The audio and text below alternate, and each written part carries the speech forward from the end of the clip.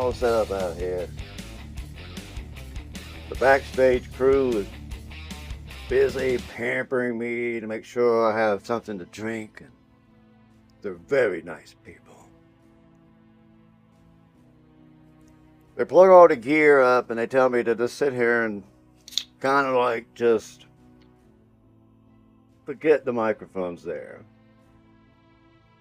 And then they tell you to imagine you're talking to your best friend. Hey man, I need that $50. But not quite like that. I want that $50. Not like that either. Your best friend who doesn't owe you $50. Well, I don't know. Okay. What best friend doesn't owe you $50? Probably does. Y'all stop counting. You're friends. You treat your friends different than you do everybody else. That's why they're friends, right? But it's been said, friends sometimes don't make good business partners. And there perhaps is some truth to that. Most likely there's a lot of truth to that. But why am I talking about that? Because they told me to talk about the first thing that comes to my mind. And when someone gives me that opportunity, the first thing that comes to my mind, oftentimes, or at least a close second, there's one subject that comes to my mind, and it seems like it's nothing but a source of irritation. The subject shouldn't exist, but it does. I see the problems that the situation causes, and it will not seemingly go away. No matter how much mud you throw at it, nobody can see the monster masquerading. A terrible state of affairs were to be true. But you don't have to worry, it's just some maniac that's rambling on the top of his head. That's it. Yeah, somebody's going to put a script in front of me in a minute, and I'm going to talk about what they tell me to talk about. I always do. But they let me sit here and get comfortable and kind of get into character. And when they feel like I'm in character, they'll hand me the script and I'll say, you know, Georgia really seems to have a problem in 2026. More than one, many. But they didn't address any of their problems. Everything they did addressed something, but it wasn't a problem. They solved problems they didn't have and ignored problems that they can't afford to have. That's the state of Georgia football. Why talk about it? There's nothing to say. Fix the obvious problems and let's go play football. I just don't need to say a whole lot. But we lost in basketball. Opening day in the playoffs. Georgia can't win a playoff game. How did that happen? We went from invincible to can't win a playoff game. What's the next step in that ladder? Don't make the playoffs. Yeah. So now you don't notice they haven't won a playoff game for 10 years because they only went twice. Tennessee. Tennessee has a brighter future than Georgia in the next 5 years. They just do.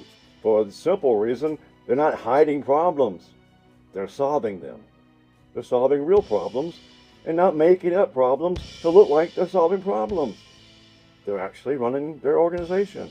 And they're doing things fundamentally that will enhance their success down the road. Can't say we're doing that. You just can't. It's not just Tennessee. Tennessee is just one of the teams in the SEC that are passing ahead of Georgia. They have a better future in the next 5 years, than we do. Short term. Probably like immediately as well, of course. And a lot of you don't really have the willingness to actually understand what I'm talking about. You're the ones that hit the laugh icon on on the Facebook. You'd be laughing instead of answering the comment. All of you are listening because it's the only kind of audience you get anymore. You laugh because Georgia goes 10-2 in its worst day. Yeah, they kind of have built that like a 10-2 floor. It really should be their floor. But what I'm trying to tell people is that when you do what we're doing, there is no floor. You can go as low as you want to go. Because there is no floor when you stop using good best practices. You can have all the resources in the world, but you could do things that are counter to success in your field. You won't stay on top.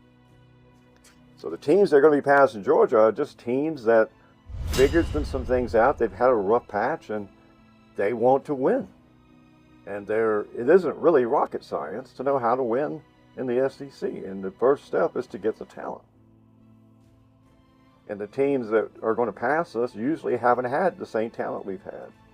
But now we're going to be playing them when they have equal talent, maybe superior talent. Because they do evaluate to the current game instead of the game as it was played 20, 30 years ago. You simply can't play a game that was 30-year style necessarily and have it work 30 years later. You got to play in the moment of your sport. Right now, anybody with half a brain knows that you got to have a very explosive offense to win. You don't have to be LSU 2019, but you have to have an offense that can go get it. Scoring isn't a huge problem for these teams. When they need to, they always get their touchdown to win the game. They can score. They may operate in all kinds of ways with game planning and scheming and maybe looking at the scoreboard a little bit for whatever reason. But they know how to score a touchdown when they need one. The necessary skill to being a champion. You got to be able to score.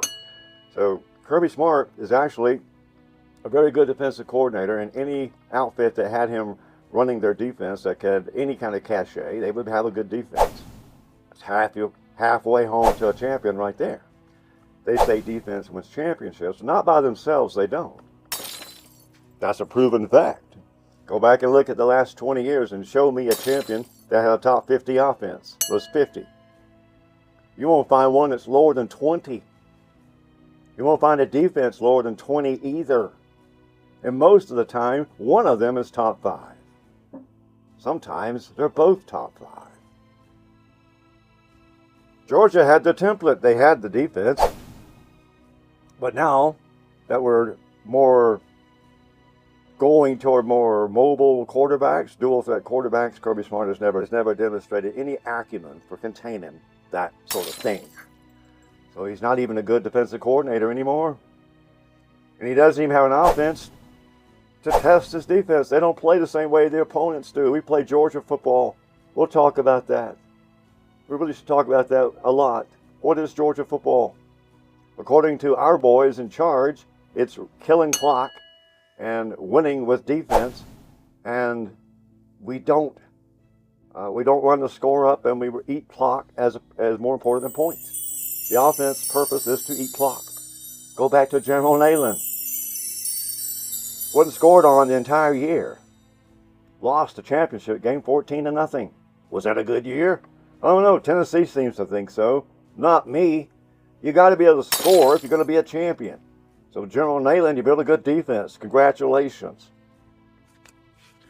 Georgia's got to do it all. Georgia has a real issue with offense. It seems like they're allergic to success. They act like they don't want to be successful offensively.